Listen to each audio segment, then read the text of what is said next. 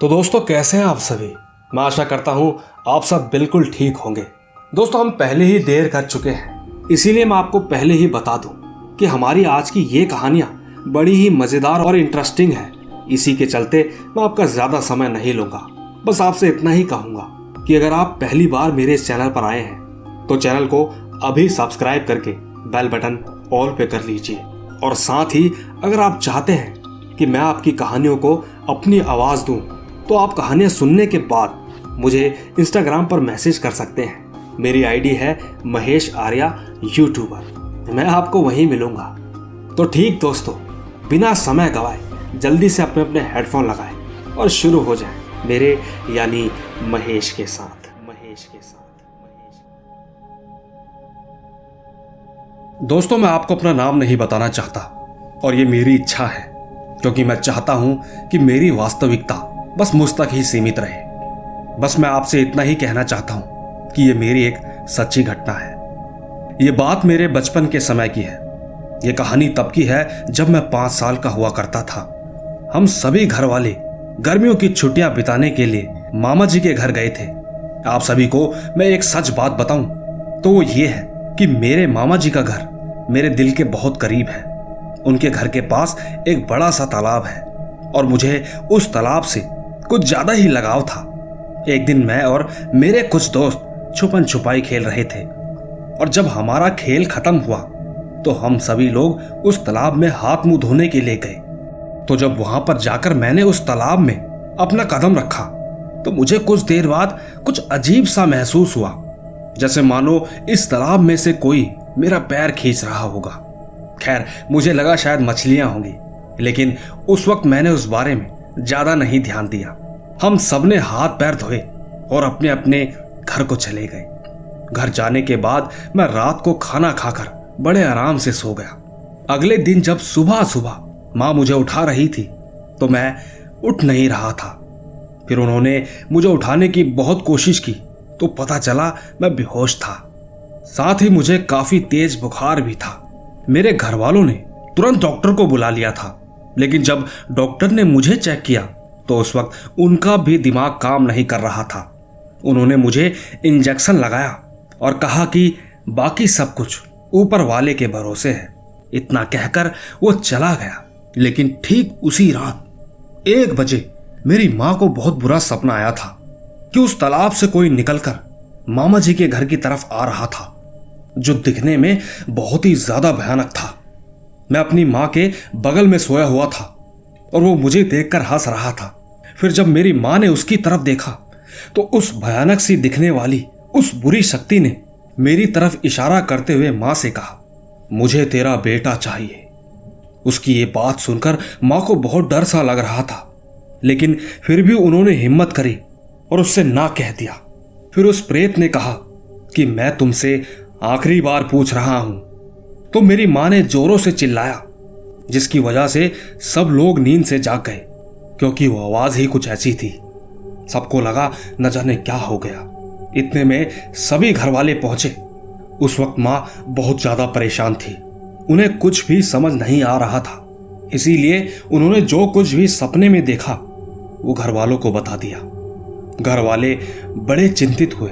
किसी को कुछ भी समझ में नहीं आया। लेकिन फिर अगले दिन हमारे घर में एक साधु बाबा जी आए। मेरे ही घर वालों ने उन्हें बुलाया था। इसके बाद घर में पूजा पाठ करवाई गई।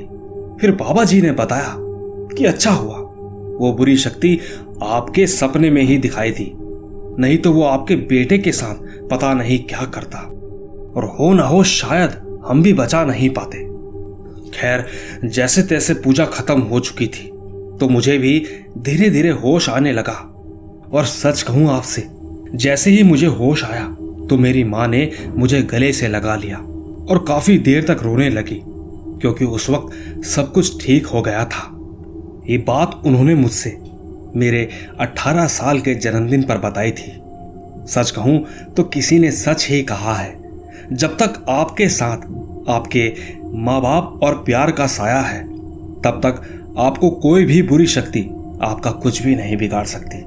इसीलिए मेरी तरफ से तो इतना ही है कि दोस्तों अपनी माँ को सदा प्यार दें। तो दोस्तों देखा आपने, कुछ चीजें घर वालों पर भी डिपेंड होती हैं, क्योंकि वही तो है जो आपके साथ हमेशा है। बाकी बाहर वालों के बारे में तो आप सभी को पता होगा। दोस्तों, माँ बाप कुछ चीज ही ऐसी है, अगर आपको हल्की सी खरोच भी लग जाए तो डांटने लगते हैं, कई बार तो मार भी पड़ती है। लेकिन मुसीबत के समय उनसे बड़ा रक्षक शायद ही कोई दुनिया में होगा। इसीलिए इस रिश्ते को कायम करते हुए चलते हैं अपनी अगली कहानी की तरफ। आइए सुनते हैं। दोस्तों, मैं भी आप सभी को अपना नाम नहीं बताना चाहता हूं, लेकिन आज जो कहानी मैं आप सभी को सुनाना चाहता हूं वो मेरे नाना जी के साथ घटी थी और ये बिल्कुल सच्ची कहानी है। उस समय मेरे नाना जी बैंक में मैनेजर की पोस्ट पर कार्यरत थे। इसी वजह से उनका अलग अलग जगहों पर ट्रांसफर हुआ करता था। एक दिन की बात है, मेरे नाना जी का ट्रांसफर अजमेर में हुआ था। उस समय मेरे मामा जी और माँ काफी छोटे थे, इसीलिए वह अपनी दादी के पास अपने गांव में रहने गए थे। उन्हें कंपनी की तरफ से एक घर भी मिला था। वो घर दिखने में काफी पुराना था, लेकिन उसकी कंडीशन एकदम ठीक ठाक थी। यही सब देखकर उन्होंने सोचा कि कुछ समय बाद तो हमें घर बदलना ही है। इसी के साथ वो लोग अपनी रोजमर्रा की जिंदगी उसी घर में जीने लगे। ऐसा करते करते काफी वक्त बीत गया और सब कुछ भी बिल्कुल ठीक ठाक चल रहा था। लेकिन कुछ ही समय बाद कुछ ऐसा शुरू होने लगा जिसके बारे में उन्होंने सिर्फ किस्से ही सुने थे। एक दिन मेरी नानी अपने घर के बाहर गार्डन में बैठी हुई थी, तभी उन्हें सीढ़ियों पर किसी के चलने की आवाज सुनाई थी। फिर कभी कभी किचन से बर्तन गिरने की आवाज भी आती रहती। लेकिन जब देखने जाते तो वहां पर कोई भी नहीं होता था। पर मेरी नानी को हमेशा यह लगता था कि कोई उनका पीछा कर रहा है। पर सच कहूं तो अब जो आगे होने वाला था वो भगवान ना करे किसी के साथ भी ऐसा हो। इतना सब होने के बाद भी कुछ दिनों बाद मेरी नानी को अब कानों में आवाज आने लगी। कभी कोई कहता कि हमें खाने को दे दो, तो कभी हमें भूख लगी है। ये सब सुनते सुनते वो काफी परेशान हो गई थी और इसी वजह से वो बहुत ज्यादा डरने भी लगी थी। इन सारी चीजों को समेटते हुए उन्होंने सारी बात नाना जी को बता दी, लेकिन बहरहाल नाना जी ने उनकी बातों पर यकीन नहीं किया। उन्हें लगा कि ये सब उनका वहम होगा।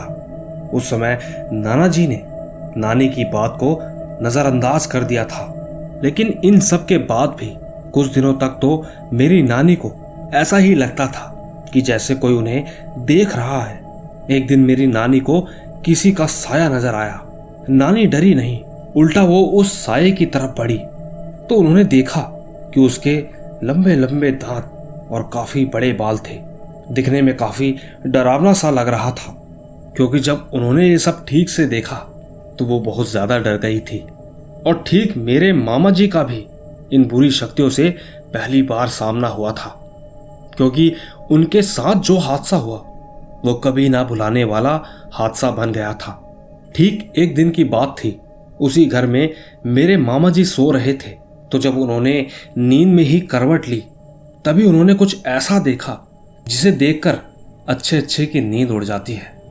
उन्होंने देखा एक अजीब सा दिखने वाला जिसकी आंखें एकदम लाल थी। उसका कद बहुत बड़ा था, जैसे कोई राक्षस हो, लेकिन उसका शरीर पूरा सफेद था। मामा जी ये सब देखकर बहुत ज्यादा डर गए थे। वो अंदर ही अंदर कांप रहे थे, लेकिन वो कुछ कर नहीं पा रहे थे, क्योंकि वो राक्षस उनके बगल में ही लेटा हुआ था। उस वक्त उन्होंने चिल्लाने की भी बहुत कोशिश की, मगर गले से आवाज कहाँ निकल पाती। हालात इतने बिगड़ गए थे कि वो डर के कारण वहीं पर बेहोश हो गए। सब कुछ एकदम शांत हो चुका था। लेकिन इसी के बाद जब नानी उनके पास गई तो वो मामा जी को बेहोश देखकर एकदम से चिल्ला उठी और ठीक उनकी आवाज सुनकर नाना जी उनके पास आए और मामा जी को हॉस्पिटल लेकर गए, क्योंकि जरूरत के हिसाब से उन्हें हॉस्पिटल ही ले जाना पड़ता। हॉस्पिटल में भर्ती करवाने के बाद भी उनकी हालत काफी नाजुक थी, क्योंकि उस राक्षस का डर उनके दिलो दिमाग पर हावी हो चुका था। जिसकी वजह से वो खुद की हालातों से बिल्कुल भी लड़ नहीं पा रहे थे। लेकिन फिर कुछ दिनों बाद जब मामा जी की हालत में सुधार आया तो मेरी नानी से बिल्कुल रहा नहीं गया। उन्होंने अपने घर के पास रहने वाले सभी पड़ोसियों से पूछा कि आखिर ऐसी क्या बात है इस घर में। बहुत लोगों से पता करने के बाद एक भाभी मिली। उन्होंने बताया कि इस घर में एक परिवार रहता था, माता पिता और भाई बहन। लेकिन भाई और पिताजी को दारू पीने की लत लग गई थी, साथ ही जुआ खेलने की भी बहुत बुरी आदत थी। उनकी इसी लत की वजह से माँ और बहन उनसे बहुत ज्यादा परेशान थे। वो लोग आपस में झगड़ते रहते थे। इसी के चलते एक दिन उनका झगड़ा इतना ज्यादा बढ़ गया कि पिता ने अपनी बीवी और बेटी को ही मार दिया। लेकिन इसके कुछ ही समय बाद उन लोगों की भी अचानक मृत्यु हो गई। हो सकता है ये उनकी ही आत्मा होगी जो आज भी इस घर में भटक रही है। खैर, फिर मेरी नानी ने मामा जी के ठीक होने के बाद वो घर छोड़ दिया था, पर मेरे नाना जी हर चीज को बस देखते ही रहे। और ये सारा किस्सा आपके सामने है। तो दोस्तों, हमें इस कहानी से ये सीख मिलती है कि किसी भी अनजान घर में रहने से पहले ही वहां के आसपास के लोगों से उस घर के बारे में जरा पूछताछ कर लेनी चाहिए, अन्यथा बहुत बड़ा संकट भी आपके सामने आ सकता है। पर फिलहाल अभी कहानियों का समय है, तो इसीलिए चलते हैं अपनी तीसरी कहानी की ओर।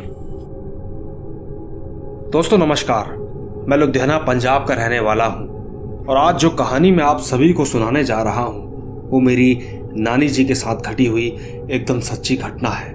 लेकिन मैं आप सभी से एक बात कहना चाहता हूं कि ये कहानी डरावनी तो है ही, लेकिन ये आपको इमोशनल भी कर सकती है। दोस्तों, ये बात काफी साल पुरानी है, जब मेरी माँ का जन्म भी नहीं हुआ था। उस वक्त मेरी नानी गर्भवती थी, उन्हें 8वां महीना चल रहा था। ऐसे में एक दिन उनकी छोटी बहन की एक्सीडेंट में मौत हो गई थी। मेरी नानी का अपनी बहन से बहुत ज्यादा लगाव था। वो इस हादसे को बर्दाश्त नहीं कर पाई। वो बहुत ज्यादा रो रही थी और जब ठीक अर्थी को शमशान ले जाया जा रहा था तो वो भी वहां जाने की जिद करने लगी। दोस्तों, जैसा कि आप जानते ही होंगे, वो समय बड़ा ही नाजुक होता है, इसीलिए उनकी जिद के आगे किसी की नहीं चली और वो भी नाना जी के साथ शमशान घाट चली गई। अब उन लोगों को वहां से लौटते समय शाम हो चुकी थी और थोड़ा बहुत अंधेरा भी शुरू हो गया था। जब नाना नानी घर की तरफ आ रहे थे तो अंधेरे के कारण उन्हें ठीक से नहीं दिख रहा था कि तभी अचानक उनका पैर किसी की अर्थी पर पड़ गया था। उस वक्त किसी ने भी इस बात पर ध्यान नहीं दिया। धीरे धीरे 13 दिन गुजर गए थे। इसके बाद जब नाना नानी अपने घर लौटकर आ गए थे तो उसके बाद से ही नानी जी के बर्ताव में काफी बदलाव आ गया था। नानी जी हर समय चीखती चिल्लाती रहती और कभी कभार तो भयानक सी आवाजें निकालने लगती, जिससे कि बाकी घर वाले भी बहुत ज्यादा डर जाते थे। ऐसा करते करते उन्हें 2 दिन हो चुके थे और ठीक इसके बाद तो हद ही हो गई थी। नानी वैसी ही गर्भवती हालत में ऊंची ऊंची जगहों से कूद जाया करती थी। उनकी ऐसी हरकतें देखकर कोई भी इंसान डर के मारे कांप जाए। ठीक मेरे नाना जी भी उस वक्त काफी परेशान हो गए थे। उनको नानी जी की चिंता हो रही थी। वैसे उनकी चिंता करना भी जायज था, क्योंकि दोस्तों आप तो जानते ही हो कि कोई भी महिला 8वें महीने की गर्भवती हो तो वो समय उसके और उसके परिवार के लिए कितना नाजुक समय होता है। उस वक्त एक महिला को सबसे ज्यादा ध्यान रखने की जरूरत पड़ती है।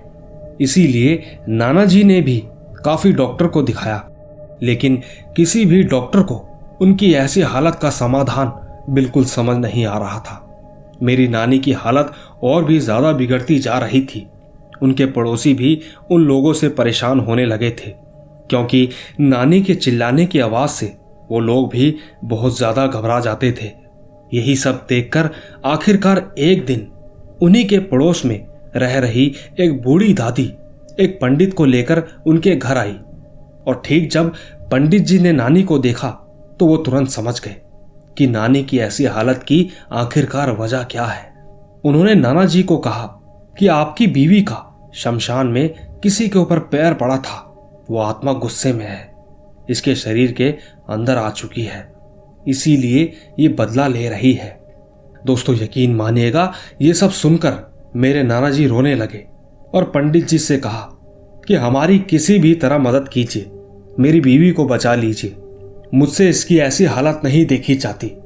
ये बात सुनकर फिर पंडित जी ने कहा कि ठीक है, मुझसे जितना हो सकता है मैं उतना करने की कोशिश करूंगा। इसके ठीक दूसरे दिन के वक्त पंडित जी भी कुछ सामान लेकर नाना जी के घर पर आ गए और उनसे कहा कि नानी जी को रस्सी से बांध दो और आप सभी लोग यहां से बाहर चले जाओ। फिर नानी जी को रस्सी से बांध दिया गया और ठीक बाकी घर वाले बाहर जाकर बैठ गए।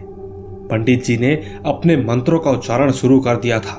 पूजा शुरू होने के बाद नानी जी की भयानक चीखने की आवाजें बाहर तक सुनाई दे रही थी। मेरे नाना जी भी काफी ज्यादा डरे हुए थे। काफी घंटों के बाद पंडित जी उस कमरे से बाहर आए और नाना जी को कहा कि अब सब कुछ ठीक है, आपकी बीवी अब बिल्कुल ठीक है, उनके शरीर पर किसी ने अपना कब्जा किया हुआ था, मैंने उसे निकाल दिया है। इतना कहकर वो चले गए और ठीक इसके बाद ही नानी जी एकदम शांत हो गई थी। दोस्तों जैसे कि मैंने पहले ही बताया था कि वो उस वक्त 8वें महीने की गर्भवती थी, तो ठीक 1 महीने बाद उनके पेट में बहुत तेज दर्द होने लगा। फिर नाना जी दाई माँ को बुलाने के लिए चले गए। दोस्तों पहले के जमाने में कोई भी औरत को हॉस्पिटल लेकर नहीं जाया जाता था, सभी लोग घर पर ही दाई माँ को बुलाकर डिलीवरी किया करते थे। तो ठीक इसी के बाद दाई माँ घर पर आई और डिलीवरी कराने लगी। लेकिन कुछ देर बाद दाई माँ के हाथ में एक छोटा सा बच्चा था, जिसे लेकर वो बाहर सबको दिखाने लाई और उसने सबको कहा कि आपका बच्चा तो मरा हुआ पैदा हुआ है, लेकिन आपकी बीवी एकदम ठीक ठाक है। ये बात कहकर वो चुपचाप वहां से चली गई। उसके जाने के बाद जब नाना जी और बाकी पड़ोसियों ने उस बच्चे को ध्यान से देखा तो उस बच्चे के पीठ पर बड़े से हाथ का पंजा लगा हुआ था, मानो किसी ने जोर से उस बच्चे को मारा हो। कुछ समय बाद ही नाना जी उस बच्चे को लेकर शमशान चले गए और वहां बच्चे को जमीन पर गाड़ दिया। उस समय का वो दर्द बस मेरे नाना जी ही समझ सकते हैं। लेकिन कुछ दिनों बाद नाना जी पंडित से मिलने गए और उन्हें सारी बात बताई। उनकी बातें सुनकर पंडित जी ने कहा कि ये सब कुछ तो होना ही था, वो बुरी आत्मा आपकी बीवी को छोड़कर चली गई पर आपके बच्चे को ले गई। वो तो आप शुक्र मनाओ कि आपकी बीवी सही सलामत है, वो सच में बहुत बुरी आत्मा थी, बहुत बुरी आत्मा थी। दोस्तों इस कहानी में आपने कई चीजें देखी होंगी, लेकिन किसी बच्चे को लेकर ऐसी कहानी बड़ी इमोशनल कर जाती है। भगवान ना करे किसी के साथ भी ऐसा हो। आपको क्या लगता है इस कहानी में कितनी सच्चाई है? अगर आपको जैसा भी लगता है नीचे कमेंट जरूर कीजिएगा। बाकी इसके बारे में ज्यादा ना बोलते हुए चलते हैं अपनी चौथी कहानी की तरफ। वो भी इन्होंने ही भेजी है, आइए सुनते हैं। दोस्तों जैसा कि मैंने पहले ही बताया कि मैं लुधियाना पंजाब का रहने वाला हूं और ये उस समय की बात है जब यह सिटी इतना डेवलप नहीं हुआ था, बिल्कुल गांव जैसा दिखता था। बहुत ही कम लोग यहाँ पर रहते थे। हमारे यहाँ काफी पुराना शमशान घाट है।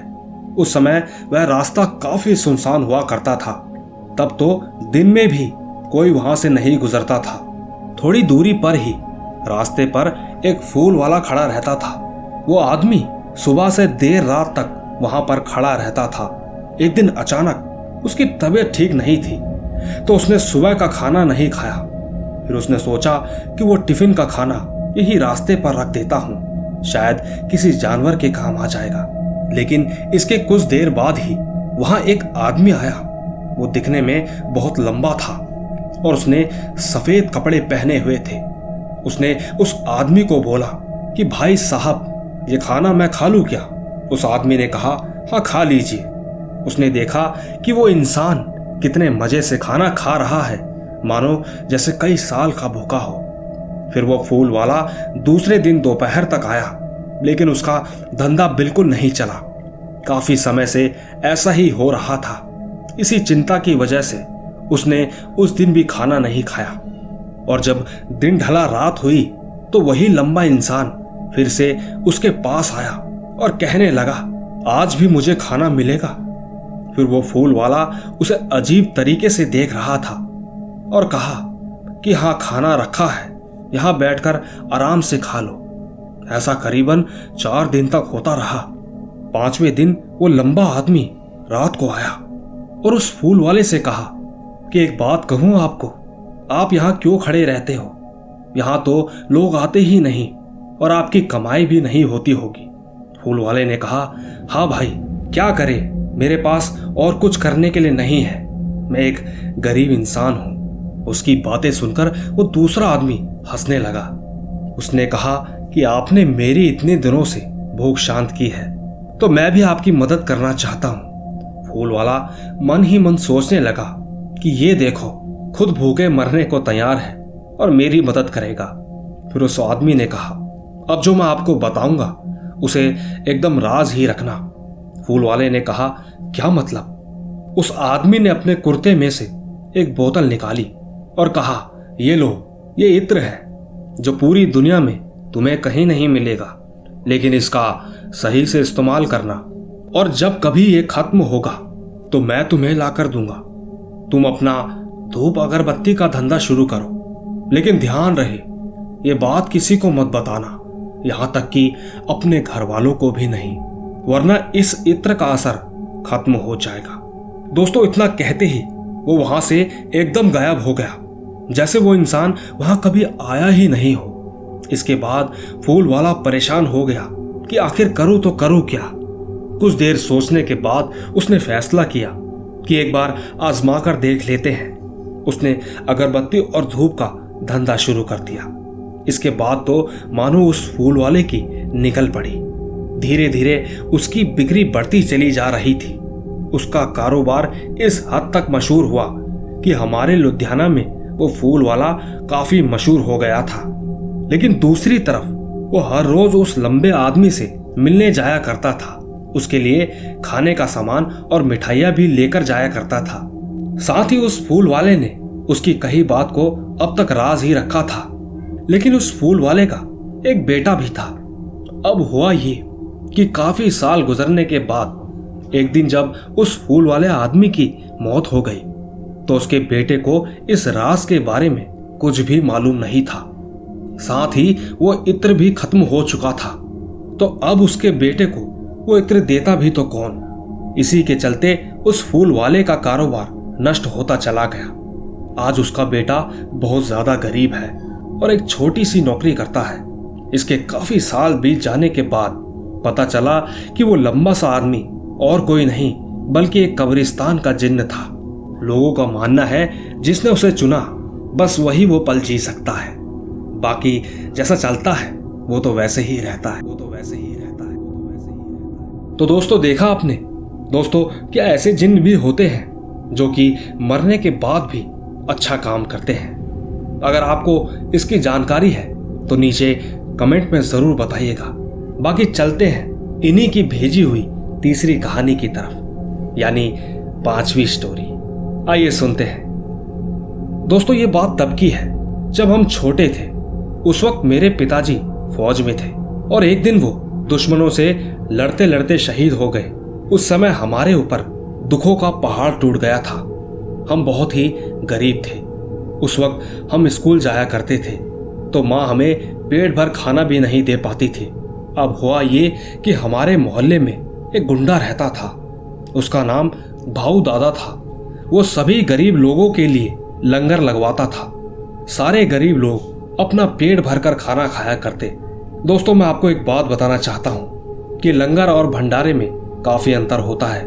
लंगर का मतलब है कोई भी इंसान अपनी खुशी से दूसरे लोगों को खाना खिलाए, और वहीं ठीक भंडारे का मतलब है कि जो भगवान जी के लिए प्रसाद बनाया जाता है, जैसे गुरुद्वारे में बनाते हैं। तो ठीक वही भाऊ दादा हफ्ते में कई बार लंगर लगवाता। उस समय तो मानो हमें ऐसा लगता था कि जैसे आज ही हमारे लिए दिवाली का त्योहार हो। लेकिन उसका एक रूल था कि वहां पर हर गरीब इंसान उसके घर खाना खाएगा, लेकिन वो सभी बुरे काम ही किया करता था, जैसे कि चोरी, खून और दादागिरी। वहां सब मोहल्ले के लोग भाऊ दादा से डरते थे। उसके नाम का काफी ज्यादा खौफ था। वो वहां के लोगों को खाना खिलाना बस सिर्फ यही एक अच्छा काम करता था। अब काफी साल गुजरने के बाद वो गुंडा बूढ़ा हो गया था। उसके 4 बेटे भी थे। एक दिन की बात है, उसको हार्ट अटैक आ गया और उसकी अचानक से मृत्यु हो गई थी। ये खबर सुनने के बाद वहां पर सारा मोहल्ला इकट्ठा हो गया। पता नहीं लेकिन कहां से उसे देखने के लिए लोग जमा हो रहे थे। उसके घर में काफी ज्यादा भीड़ जमा हो गई थी क्योंकि उसका बहुत ज्यादा नाम था। रात के वक्त उसकी मृत्यु हुई थी, तो रात में तो उसका अंतिम संस्कार नहीं कर सकते थे, इसीलिए सभी लोग सुबह होने का इंतजार करने लगे।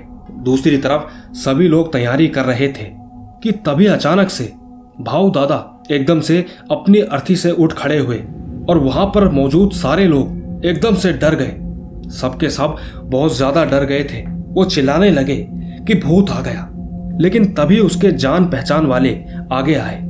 फिर भाऊ दादा ने कहा, मेरे पास ज्यादा समय नहीं है, मैं यमराज से बस कुछ देर के लिए वापस आने की परमिशन लेकर आया हूं। इसके ठीक बाद ही उनके चारों बेटों ने कहा कि बाबा बताओ आपको क्या कहना है।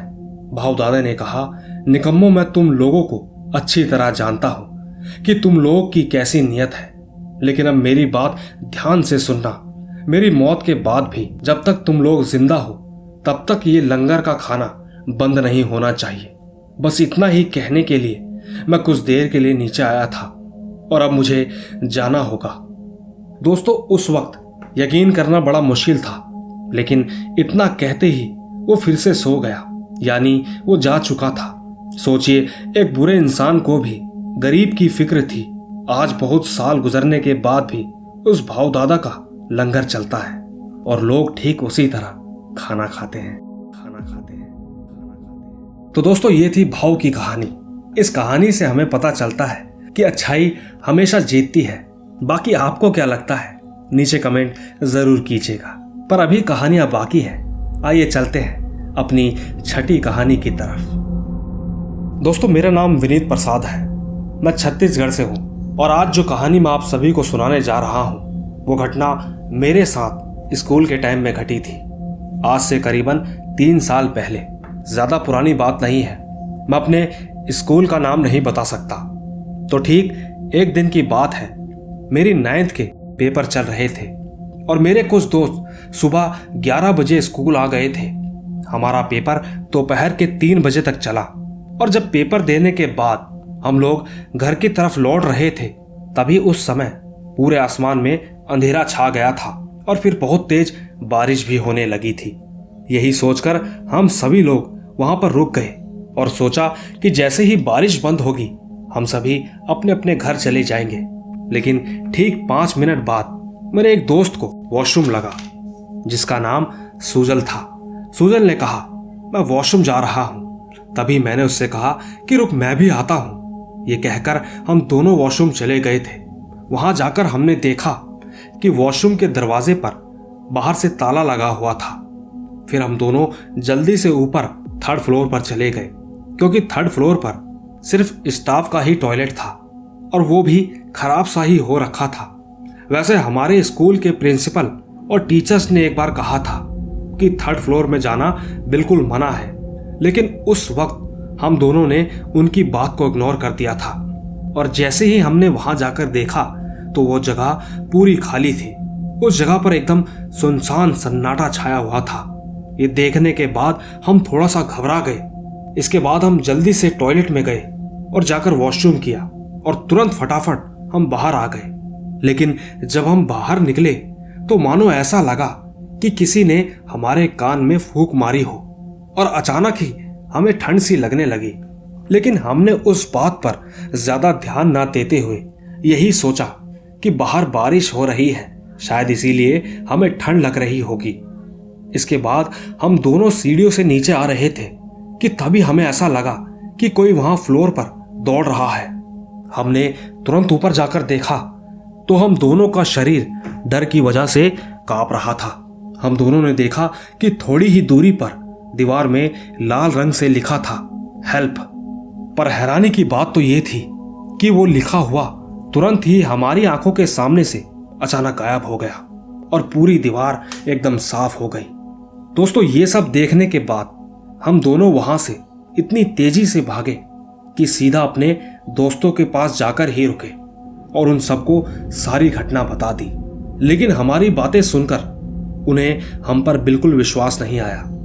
पर मैं और सूजल कुछ दिन तक तो स्कूल ही नहीं गए, लेकिन एक दिन हमें जो खबर मिली उसे सुनकर तो हम दोनों की हालत ही खराब हो गई। हमें पता चला कि हमारे स्कूल के प्रिंसिपल सर की मृत्यु हो गई है और उनकी लाश स्कूल के 3rd फ्लोर पर मिली है। दोस्तों, इस घटना को सुनकर सभी के पेरेंट्स ने हमें उस स्कूल से निकाल दिया था और दूसरे स्कूल में एडमिशन दिलवा दिया था। लेकिन दोस्तों, उन सर की मौत कैसे हुई ये आज भी एक रहस्य है। साथ ही जब पुलिस वालों ने भी छानबीन की तो उनके हाथ भी कोई ठोस सबूत नहीं लग पाया, तो ठीक उन्होंने वो केस भी बंद कर दिया। इसके ठीक बाद ही स्कूल भी बंद हो गया था और ठीक उसी जगह पर एक टेक्सटाइल इंडस्ट्री का ऑफिस बन गया था। दोस्तों, हमें नहीं मालूम ये सब हमारे साथ क्या हुआ था, पर वो राज आखिर था क्या, हम दोस्त लोग आज तक नहीं जान पाए। तो दोस्तों, ये थी विनीत प्रसाद की कहानी। आपको इस कहानी में कितनी सच्चाई लगती है नीचे कमेंट में जरूर बताइएगा कि आखिर सच में ऐसा हुआ था या नहीं। बाकी चलते हैं हम अपनी आखिरी कहानी की तरफ। आइए सुनते हैं। दोस्तों, मेरा नाम दिनेश बिंद्रे है। मैं मुंबई का रहने वाला हूं और आज जो कहानी मैं आप सभी को सुनाना चाहता हूं वो बिल्कुल सच्ची घटना है। वैसे ये कुछ साल पहले की बात है, जब मैं स्कूल में पढ़ाई करता था। तब मैं और मेरा परिवार मुंबई के बोरीवली वेस्ट में वहीं रिजॉर्ट के पास में कुछ झोपड़ियां थी, उसी में रहा करते थे। वहां हमारे साथ हमारे ही गांव कर्नाटका के कुछ और लोग भी रहा करते थे। एक तरह से मान लीजिए वो हमारा छोटा सा गांव था। वहां से शमशान हमारे घर के बिल्कुल पास में था, जो कि अभी भी है। तो दोस्तों, एक दिन की बात है, मेरी माँ और बहन सुबह के करीबन 4:30 बजे वॉशरूम के लिए उठे थे। उस वक्त वो जगह खेतों की तरह थी, इसीलिए जब मेरी माँ और बहन जाने लगे तो बाहर काफी अंधेरा था, सिर्फ चांद की ही रोशनी हो रही थी। इसी बीच जब वो दोनों आगे की ओर बढ़ रहे थे कि तभी अचानक मेरी माँ एकदम से रुक गई। बहन ने कहा कि क्या हुआ माँ? तो माँ ने कहा कि वहां सामने 2 पेड़ों के बीच में कोई भैंस जैसा दिखने वाला जानवर आ रहा है। दोस्तों, यकीन मानिएगा, उनके इतना कहते ही वो इंसान के रूप में आ गया। लेकिन मेरी माँ बिल्कुल भी नहीं डरी और मेरी बहन भी उसे देखने लगी। वैसे मेरी माँ भवानी जी के भक्त हैं, इसीलिए वह निडर होकर वहीं पर देखने लगी। उन्होंने देखा कि वो थोड़ा नजदीक आकर वहीं बगल में केले के झाड़ियों में घुस गया था और काफी देर तक बाहर ही नहीं आया। पता नहीं कहां गायब हो गया था। लेकिन तभी पीछे से एक और आदमी आ गया था। उसका नाम जगन्नाथ था। वो मेरी माँ से पूछने लगा कि क्या हुआ बहन जी, आप यहां पर क्यों खड़ी हो? फिर मेरी माँ ने उसे सारी बात बताई। तो उन्होंने आगे जाकर देखा तो उस केले की झाड़ियों की तरफ टॉर्च की रोशनी की। उन्होंने चारों तरफ टॉर्च घुमाया, लेकिन वहां पर कोई नहीं था। इसके बाद माँ भी घर लौट आई और सुबह सुबह ही माँ ने अपने आसपास में जाकर पड़ोसियों को सारी बात बताई। तो उन्होंने भी यही कहा कि ऐसा उन लोगों के साथ भी हुआ था। वो डर के कारण कई दिनों तक बीमार पड़े रहे। लेकिन दोस्तों, मेरी माँ और बहन बिल्कुल भी नहीं डरे, इसीलिए उन्हें कुछ भी नहीं हुआ।